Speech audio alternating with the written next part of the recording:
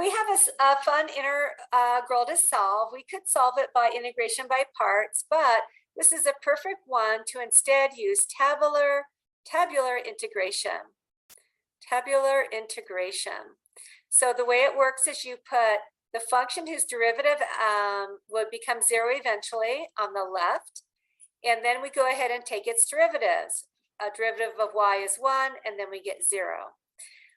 Then the other function has to be one we can take antiderivative of. So we will take the antiderivative, which will look like itself, divided by a chain rule, so divided by 0.2. And then I'll take the antiderivative one more time. I will get e to the 0.2y divided by 0.2 again, so 0.2 squared. And I can clean this up. This, by the way, is probably easier.